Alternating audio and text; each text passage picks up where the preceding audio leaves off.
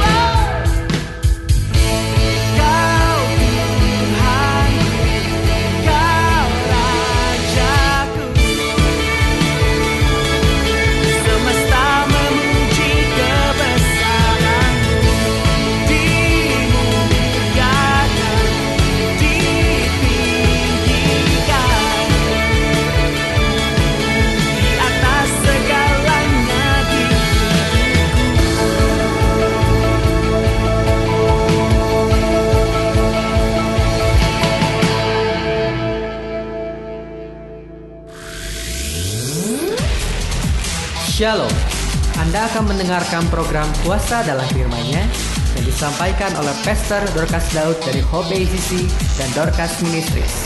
Selamat mendengarkan.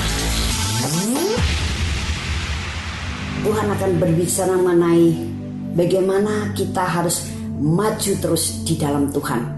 Yang sudah maju, lanjutkan. Yang belum maju atau masih berjaga-jaga mau maju atau bersiap-siap untuk maju, firman Tuhan mengingatkan kita, majulah bersama dengan Tuhan. Nah, semua kita tentu mempunyai masa lalu. Ada masa lalu yang manis, ada masa lalu yang baik, ada masa lalu yang menyedihkan, ada masa lalu yang menggembirakan, ada masa lalu yang buruk, dan masih banyak lagi. Dan seringkali masa lalu ini membayangi kita. Tiap kali masa lalu ini kadang-kadang muncul lagi dalam pikiran kita. Dan imajinasi kita mulai terbayang kembali saat peristiwa itu terjadi. Bahkan ketika masa lalu itu adalah kejadian yang menyedihkan, kita sampai bisa meneteskan air mata kembali. Sebaliknya, kalau masa lalu itu menggembirakan, menyenangkan, ketika kita terkenang hal itu, kita bisa tertawa sendiri. Nah, tidak memungkiri, setiap kita berbagai macam masa lalu pernah kita alami. Dari mulai kita kanak-kanak sampai dengan kita sudah menjadi besar. Tetapi bagaimanapun masa lalu Anda, itu adalah kehidupan atau peristiwa yang terjadi masa yang lampau. Itu adalah kejadian yang dialami oleh manusia lama kita. Itu sebabnya dalam Lukas pasal yang ke-9 ayat yang ke-62, saya akan bacakan ayatnya seperti ini. Tetapi Yesus berkata, setiap orang yang siap untuk membajak tetapi menoleh ke belakang tidak layak untuk kerajaan Allah. Nah, jelas sekali ini yang berkata-kata adalah Tuhan Yesus. Bagaimana Tuhan Yesus juga menyadari dan sangat memahami masa lalu kita. Dan banyak di antara kita sayang untuk melepaskan masa lalu itu. Sayang untuk kehilangan kenangan-kenangan masa lalu itu.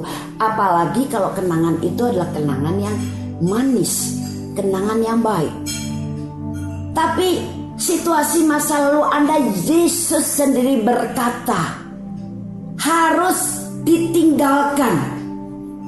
Dengan perkataannya, jangan menoleh ke belakang.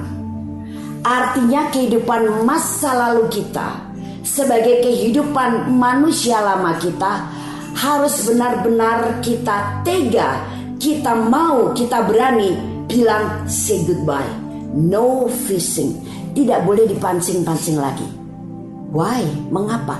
Karena Anda dan saya sekarang adalah bukan manusia masa lalu. Kita bukan manusia lama.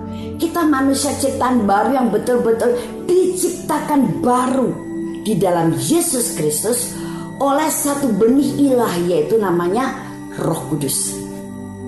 Sampai kita merelakan diri untuk dibenamkan dalam air baptisan, yang berarti kita memproklamirkan bahwa kita rela untuk mati dari manusia lama dengan segala hal-hal di masa yang lalu, baik itu buruk, manis, indah, elok, mengerikan, menakutkan, ataupun masa lalu yang menjadi kehidupan manusia lama kita. Dan ketika kita keluar dari air baptisan, kita juga sudah memproklamirkan dari iman kita bahwa sekarang kita adalah manusia ciptaan baru. Nah, sadari bahwa sejak saat itu engkau adalah manusia ciptaan baru di dalam Yesus Kristus. Agar kuasa penebusan Yesus yang telah mati, bangkit pada hari ketiga dan hidup lagi untuk saudara dan saya tidak sia-sia. Karena kuasa dalam penebusan Yesus sangat mahal harganya. Penebusan ini bukan ditandai dengan emas dan perak, bukan ditandai dengan barang-barang fana, tapi ditandai dengan darah yang mahal. Karena dalam darah ini tidak ada setitik noda dosa pun. Clear, kudus, suci, yang menjadikan Anda dan saya, manusia lamanya, keturunan dari orang berdosa, sekarang menjadi orang yang sudah diampuni dosanya, menjadi orang yang sudah dikuduskan. Dikuduskan artinya apa? Kita disucikan untuk kita sekarang dikhususkan bagi kemuliaan kerajaan Allah. Itu sebabnya Yesus berkata, jangan menoleh ke belakang. Semanis, seburuk, semengerikan masa lalu pun itu sudah dikubur rapat-rapat bersama dalam kematian Yesus. Sekarang kita harus menyatakan diri dengan iman dan pikiran benar, bahasa siap menjadi manusia baru dengan segala kehidupan yang baru di dalam Yesus Kristus. Artinya kita menjalani kehidupan manusia baru ini bersama dengan Yesus. Karena kalau kita menjalani kehidupan manusia baru, kita menjauh dari Yesus, kita meninggalkan Yesus, kita menyampaikan Yesus, kita tidak akan sanggup memancarkan ciri-ciri atau tanda-tanda manusia baru yang sudah menjadi warga negara kerajaan Allah. Dan Tuhan Yesus sendiri berkata, kita sekarang menjadi terang, kita sekarang menjadi garam. Ya, harus menggarami pembusukan di dunia ini dengan apa? Hanya dengan kasih. Kasih yang bukan natural. Karena kasih natural itu kasih manusia, kasih dari manusia lama yang terbatas. Tapi sekarang sejak menjadi manusia baru, kita ada dalam kasih yang supranatural, yaitu kasih Kristus yang tidak ada batasnya. Sehingga kita sering terkejut sendiri ketika kita sudah dalam Yesus. Kita menyadari baru saja kita melakukan kasih yang di luar kemampuan kita, di luar kebiasaan kita dulu ketika belum di dalam Yesus. Karena apa? Disitulah kasih Kristus yang supranatural bekerja di dalam kita. Itu sebabnya sekarang kita harus rela untuk tidak menyimpan hal-hal yang lalu. Sekarang mata kita mulai terarah ke depan, hati kita mulai mau berpaut kepada pimpinan Roh Kudus, dan pikiran kita mulai mau menangkap pikiran Kristus, dan hati kita rendah hati dan lembut hati untuk mulai berjalan bersama dengan Tuhan, memasuki jalan yang sudah disediakannya bagi kita, melakukan kehendaknya yang sempurna. Manusia ciptaan baru yang disadari betul-betul oleh kita akan dibuat mampu oleh Roh Kudus menjalani kehidupan dalam kebenaran di dalam Yesus Kristus. Manusia lama memang lemah karena masih di bawah kutuk, karena masih banyak ikatan dosa, masih banyak tuntutan dosa yang terus menggoda kita. Masih banyak juga dosa-dosa yang dilakukan. Tapi manusia ciptaan baru jelas dalam kitab Roma bahwa sekarang kita sudah mati dari manusia lama, kita sudah bangkit hidup jadi manusia baru. Serahkanlah anggota-anggota tubuhmu untuk menjadi senjata kebenaran. Nah, kesadaran akan membuat sebuah iman dalam diri kita yang kuat dan mantap, bahwa sekarang aku sejak ada dalam Yesus Kristus Tuhan, aku sekarang mampu melakukan apa yang dikehendaki oleh Allah, karena Roh Kudusnya menolong aku dan menyanggupkan aku untuk melakukannya. Berbeda dengan manusia lama, kita selalu berpikir atau orang selalu berkata tentang kita, atau hati kita sendiri berbisik, aku manusia lemah. Aduh, aku gak bisa deh, jangan suruh aku. Aku gak berdaya. Aduh, aku ini bodoh. Aduh, aku ini dari dulu memang pemalunya luar biasa. Jadi sorry, jangan pilih aku untuk berdoa di depan orang banyak. Dan selalu setiap hari kita lebih mengakui, menyadari akan kelemahan-kelemahan kita. Padahal penebusan Yesus juga menjadikan kau dirubah jadi manusia yang lemah. Sekarang engkau adalah manusia yang kuat karena Tuhan. Sebab pujian jelas sekali mengatakan, let the weak say I am strong. Mari yang lemah katakan ku kuat. Dan ini adalah kebenaran firman Tuhan. Tapi kalau tiap kali kita berpikir, kita lebih menyadari akan kelemahan manusia lama, ya itulah yang terus terjadi pada kita. Sampai usia kekristenan Anda setahun, 2 tahun, 3 tahun, 4 tahun, 10 tahun, bahkan mungkin sampai 20 tahun. Ketika kesadaranmu tetap sebagai manusia lama yang lemah, maka engkau tidak akan pernah bisa maju. Walaupun Tuhan terus punya keinginan hati, mari bergerak, berlari bersamaku. Aku bawa engkau masuk ke tahap-tahap yang makin lama makin tinggi. Aku bawa engkau masuk kepada iman yang makin tangguh. Aku bawa engkau masuk kepada rencanaku yang besar dan luar biasa. Tapi kita rasanya terus tak mampu. Karena apa? Kesadaran kita tetap menjadi manusia lama. Nah, ini yang sering belum terjadi kepada orang Kristen. Mengganti cara berpikir manusia lama menjadi cara berpikir manusia baru. Kita masih dalam suasana Paskah. Ini mengingatkan kita bahwa kita bukan lagi manusia lama yang lemah, yang tak berdaya, yang penuh dengan dosa, cacat dan celah. Tapi kebaktian Yesus menjadi bukti bahwa kita sekarang adalah manusia yang sudah diciptakan baru, diberi kekuatan oleh Tuhan terus menerus, diberi kesanggupan oleh Tuhan melalui Roh Kudus-Nya untuk melakukan rencana-rencananya yang besar. Kita sudah dilayakkan. Ingat, sekali lagi, kita sudah ciptakan baru di dalam Yesus Kristus. Nah, untuk itulah ketika Yesus mengingatkan kita untuk tidak mengingat hal-hal yang sudah ada di belakang kita, supaya kita bisa mengarahkan pandangan kepada visi atau tujuan yang sudah Tuhan taruh di dalam hidup kita. Banyak orang Kristen tidak bisa menangkap visi Tuhan dalam dirinya. Bahkan banyak yang datang kepada saya, Bu, sebetulnya Tuhan itu punya tujuan saya tuh untuk apa sih? Atau karunia saya apa sih? Atau rencana Tuhan buat saya apa sih? Mengapa? Karena dia terus berfokus kepada manusia lamanya, di mana manusia lama itu mengalami jarak yang begitu jauh dengan Tuhan Allah Sang Pencipta.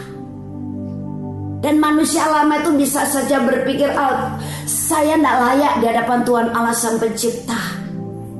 Tapi juga bukan berarti kalau kita tidak berpikir seperti itu, kemudian kita berbuat kurang ajar kepada Tuhan.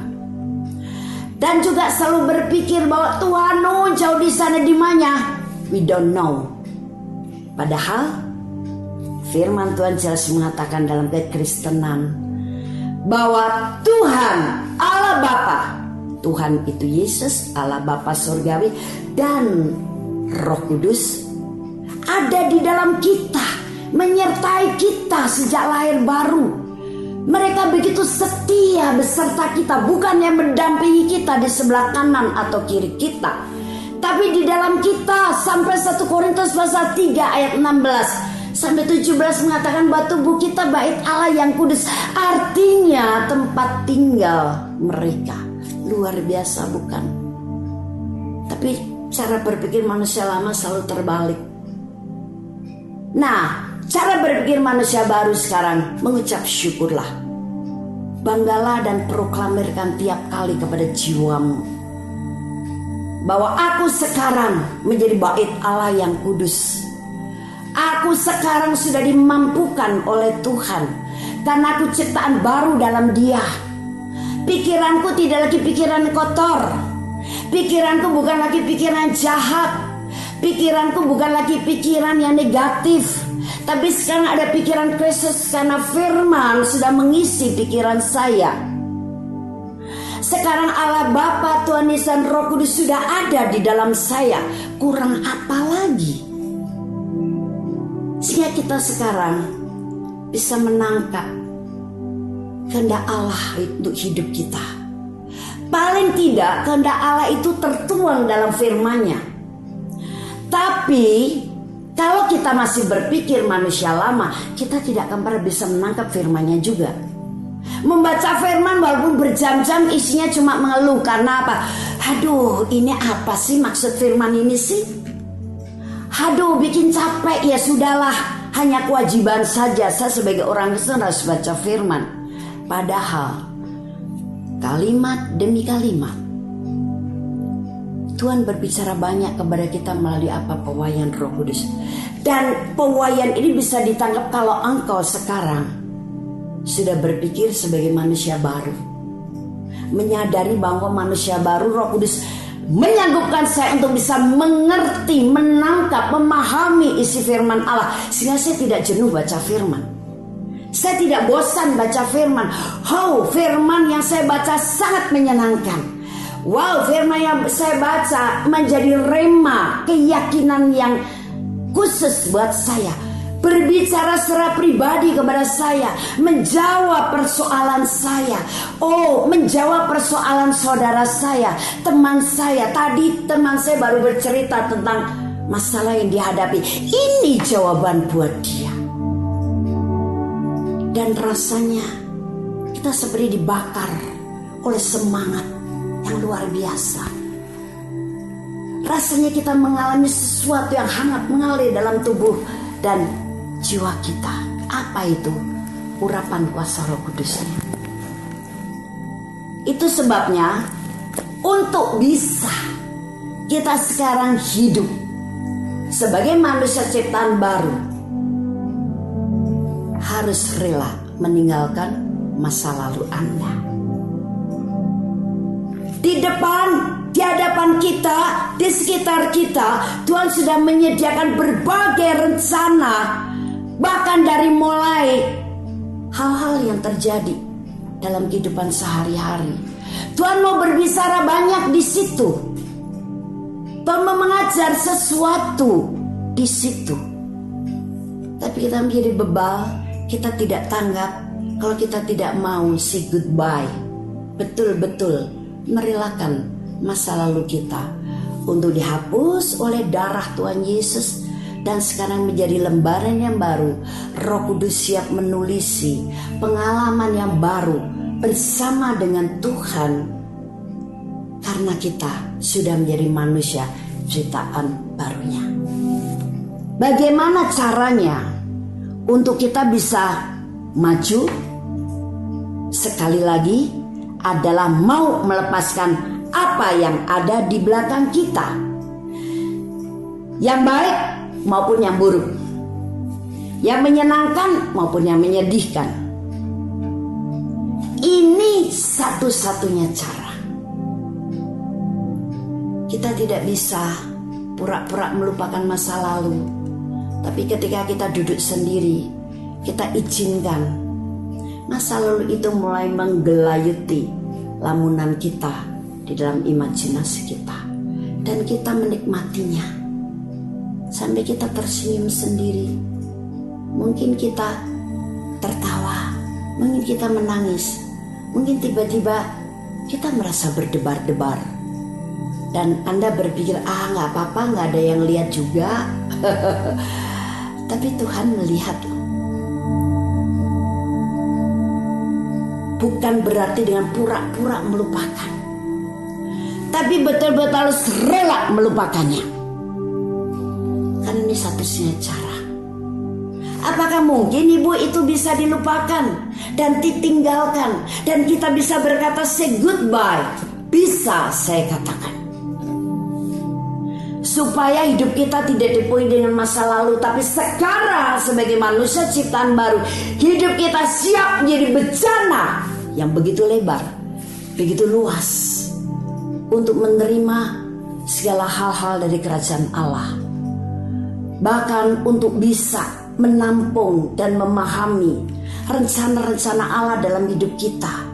Dan Roh Kudus mempunyai kesempatan untuk memampukan kita mengerjakan hal itu. Jadilah bejana yang baru, yang siap menerima hal-hal yang baru dari kerajaan yang lebih besar, lebih luar biasa, tentang hal berkat maupun jadi berkat buat dunia. Jadilah bejana yang bersinar, bukan bejana yang temaram karena tertutup oleh masa lalu. Apalagi kalau masa lalu banyak yang memedihkan. Itu membuat kita tidak layak terus menerus. Walau Tuhan berkata, hai aku pilih engkau, hai aku mengasihimu, hai aku memanggil engkau, hai aku mau memakai engkau, hai engkau permata di hadapanku. Tapi hal itu tidak bisa kita sadari. Perhatikan di dalam kitab Yesaya pasal 61 ayat 1 sampai dengan 5. Dan ini tertulis kembali di dalam Injil Lukas pasal yang keempat ayat 18 sampai 19. Demikian bunyinya. Roh Tuhan Allah ada padaku, oleh sebab Ia telah mengurapi aku untuk menyampaikan kabar baik kepada orang-orang miskin. Dan Ia telah mengutus aku untuk memberitakan pembebasan kepada orang-orang tawanan dan penglihatan bagi orang-orang buta, untuk membebaskan orang-orang yang tertindas, untuk memberitakan tahun rahmat Tuhan telah datang. Nah, sempurna sekali, lengkap sekali yang telah dikerjakan Yesus. Bagaimana ketika Yesus menerima kuasa Roh Kudus, Dia diutus oleh Allah untuk apa? Menyampaikan kabar baik kepada orang-orang miskin. Kabar baik ini berbicara mengenai apa? Mengenai tentang kerajaan Allah. Kerajaan Allah sudah datang. Kapan itu? Sejak Yesus sudah disalib, mati dan bangkit. Nah, orang-orang miskin secara rohani, tapi juga orang miskin secara jiwa dan jasmani. Sehingga yang miskin sekarang diperkaya. Baik miskin secara jiwa itu adalah rendah diri, banyak perasaan-perasaan negatif di dalam jiwanya, mudah patah semangat, mudah kecewa, mudah tersinggung, mudah marah, mudah terluka, mudah tertolak, dan sebagainya. Itu adalah hal-hal yang tergabung dalam kelompok jiwa yang miskin. Miskin itu kerdil, selalu berada di bawah 0, jadi minus. Tapi akan diperkaya, sehingga dia sekarang punya jiwa yang besar, jiwa yang luas. Dan yang mengisi jiwanya sekarang adalah kasih Kristus. Apa itu kasih Kristus? Buah roh. Ada kasih, ada damai sejahtera, ada sukacita, ada damai sejahtera, ada kebaikan, ada kesetiaan, ada kemurahan, ada kelemah lembutan, ada kesabaran. Luar biasa sekali. Nah, itulah jiwa yang kaya, jiwa yang luas. Seperti jiwanya Yesus. Jiwanya begitu kaya, jiwanya begitu luas, sehingga dia bisa mengerti ketika orang berbuat jahat kepada dia, justru dia mintakan ampun kepada Bapa. Karena Yesus mengerti bahwa apa yang diperbuat oleh orang-orang itu tidak dimengerti oleh orang itu. Ampuni mereka Bapa. Jiwa kaya membuat kita punya hati yang tangguh, tidak gampang lembek, tidak gampang putus asa, tidak gampang menyerah, tidak gampang kecil hati, tidak gampang putus pengharapan. Hati yang teguh akan terus menjalani kehidupan ini dengan iman yang tak pernah bergeming atau terguncang oleh situasi yang buruk sekalipun. Jadi pelayanan Yesus sangat lengkap dan sempurna, dan itu sudah Dia kerjakan di kayu salib. Tinggal kita sekarang bersyukur. Dikatakan di situ, Dia memberitakan kabar baik untuk orang-orang yang miskin, memberitakan pembebasan. Artinya apa? Kita dibebaskan dari segala ikatan dosa, kita dibebaskan dari ikatan-ikatan kutuk, kita dibebaskan dari hal-hal yang membuat kita terpenjara, termasuk mungkin masa lalumu. Jangan mau terpenjara oleh masa lalumu. Masa depan atau apa yang akan terjadi di depan kita, Tuhan sudah menyediakan yang luar biasa. Dan kemudian yang berikutnya, penglihatan bagi orang-orang buta. Artinya mata kita sekarang bisa melihat dengan cara pandang seperti Tuhan Yesus. Bukan lagi dengan cara pandang manusia lama dahulu ketika belum dalam Yesus. Mata kita sering salah memandang.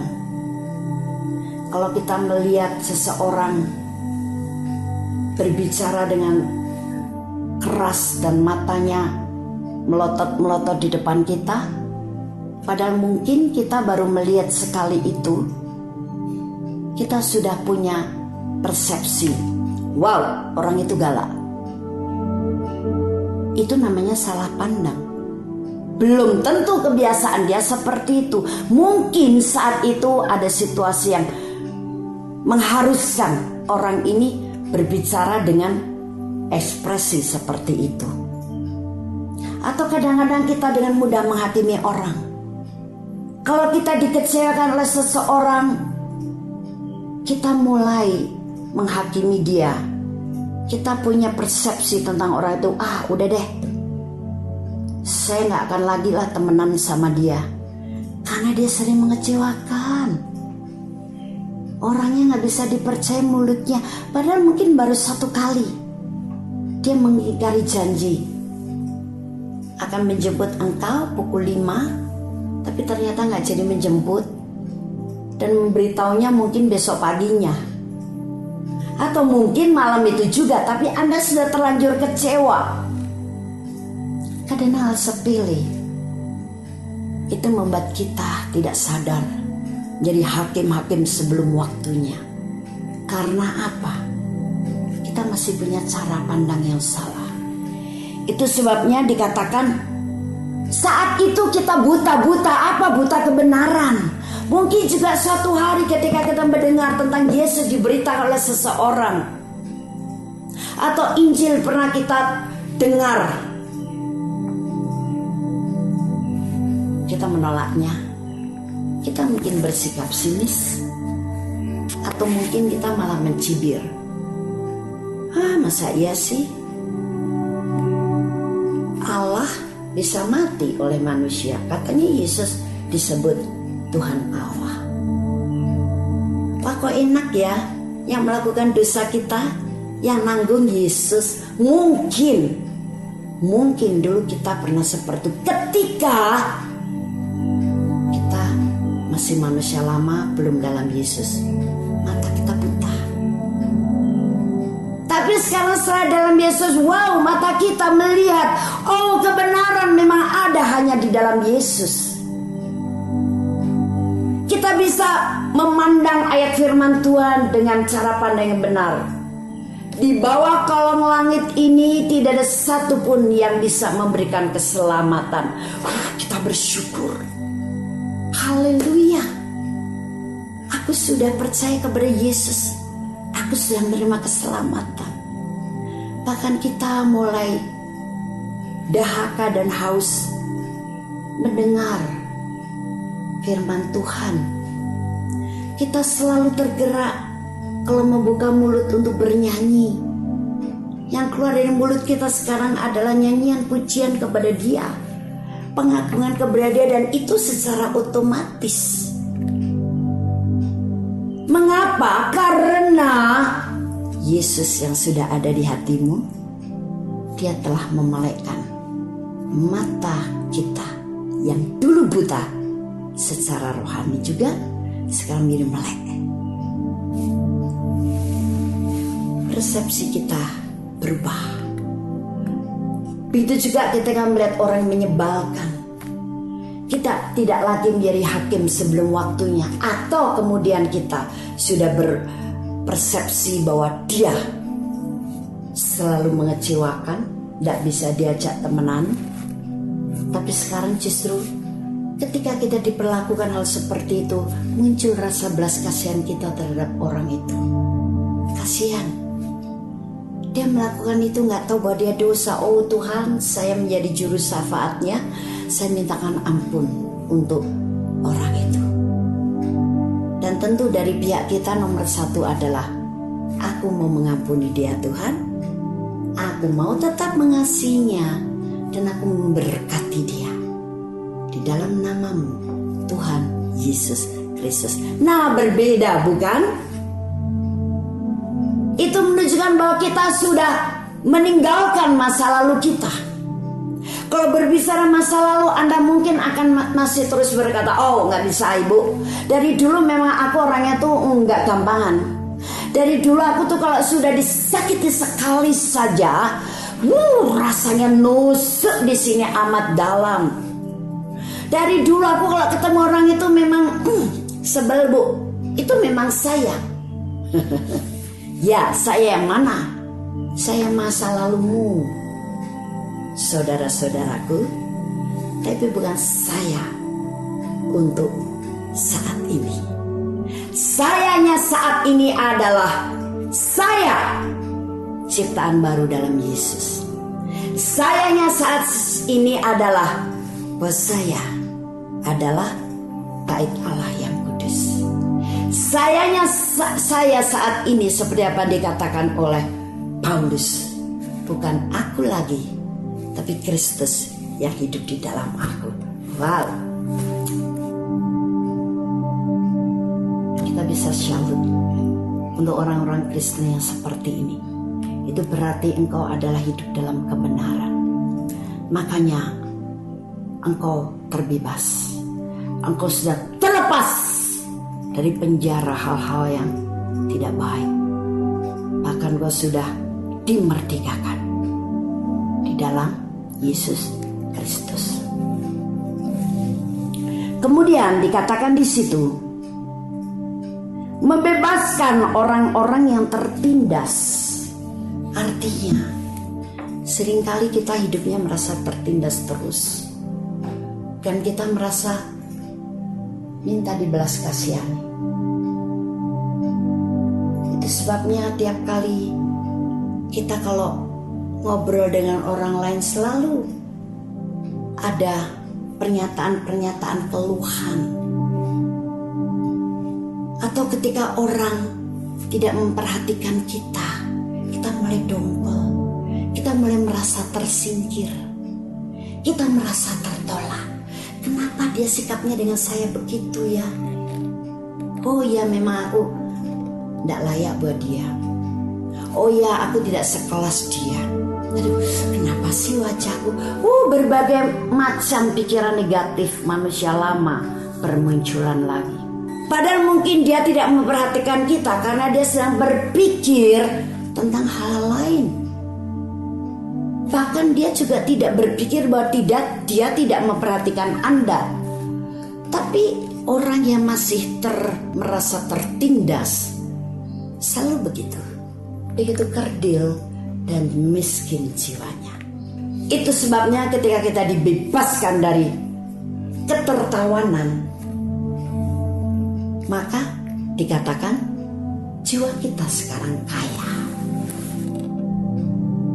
kita jadi mudah terbangkit sukacita dari Roh Kudus. Kita menjadi anak Allah yang penyabar. Kita menjadi anak Allah yang murah hati. Kita juga menjadi anak Allah yang murah senyum. Kita menjadi anak Allah yang ramah. Kita menjadi anak Allah yang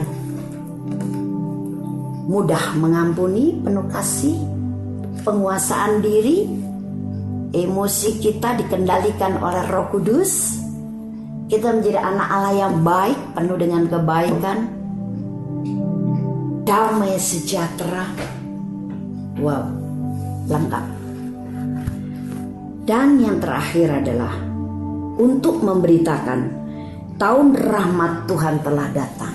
Dimana kalau kita memperhatikan dari kitab suci, tanda-tanda tahun rahmat jelas tertulis di situ dan bisa kita yakini.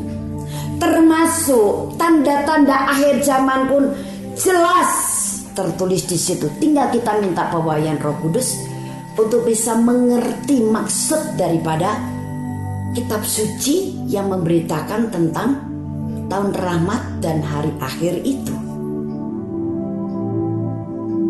Jadi saudara-saudara, izinkan Roh Kudus sekarang mempunyai keleluasaan untuk membereskan masa lalu. Tangan kasih-Nya yang sempurna, Dia membangun engkau untuk menjadi manusia ciptaan baru, yang tangguh, yang kuat, hidup dalam kebenaran, dan hidup untuk menjadi garam dan terang dunia, memuliakan Tuhan. Hidup yang diberkati, tapi juga hidup yang menjadi berkat. Kalau sekarang dikerjakan Yesus itu sudah lengkap, masuklah di dalamnya. Masuklah dalam pekerjaan Yesus yang sudah terjadi. Dengan apa? Dengan iman. Dan mengucap syukurlah. Dan hiduplah di dalamnya. Izinkan apa yang dikerjakan Yesus untuk semua pemulihan dan ciptaan barumu terrealisasi dengan leluasa dalam kehidupan. Lupakan masa lalumu. Hiduplah sebagai Kristus. Kristus itu artinya sebagai orang yang diurapi. Sehingga ketika kita masuk di dalamnya, kita bisa berkata, aku bebas. Yes Lord, I'm free. Ya Tuhan, aku sudah bebas. Sehingga dalam Ibrani 4 ayat yang ke-16.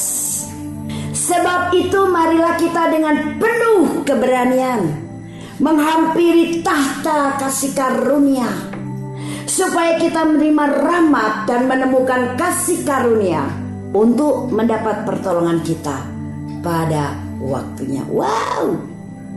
Mari kita dengan penuh keberanian, jangan dengan ketakutan dan dengan ketidaklayakan. No. Tapi penuh keberanian menghampiri tahta kasih karunia Allah. Kita dengan penuh keberanian artinya bukan berani dengan kurang ajar, tapi dengan iman dan semangat yang kudus. Iman dan semangat yang luar biasa. Karena kita sudah bebas dari penjara masa lalu kita. Sekarang siap. Yes Lord, I'm ready. Ya Tuhan, aku siap. Aku akan mengerjakan apa yang Kau perintahkan. Aku siap mentaati firman. Aku siap sekarang untuk hal yang baru dari Engkau, untuk rencana-rencanamu yang indah. Dan aku siap menerima segala kasih karuniamu yang luar biasa pada waktumu yang sudah ditentukan untuk saya. Wow, luar biasa sekali. Majulah terus bersama dengan Yesus.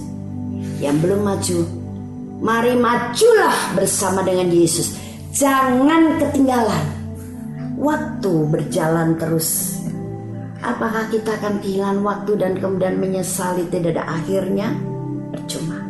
Marilah kita yang masih diberi waktu dan kesempatan, meskipun di penghujung akhir, tapi kita masih sempat. Untuk apa? Hidup sebagai manusia ciptaan baru, melakukan rencana-rencana yang baru, kehendaknya yang indah dan sempurna. Jangan takut. Ketika Anda dan saya mau, Roh Kudus siap untuk membantu kita menjadi pelaksana, maju terus bersama dengan Yesus. Haleluya. Kami percaya Anda pasti diberkati oleh firman Tuhan yang disampaikan oleh Pastor Dorcas Daud STH dari Hope ACC dan Dorcas Ministries. Dan bila Anda memiliki pertanyaan seputar kegiatan pelayanan kami, Anda dapat menghubungi kami di 08 222 703 0006. Sekali lagi di 08 222 703 0006. Sampai jumpa kembali. Tuhan Yesus memberkati.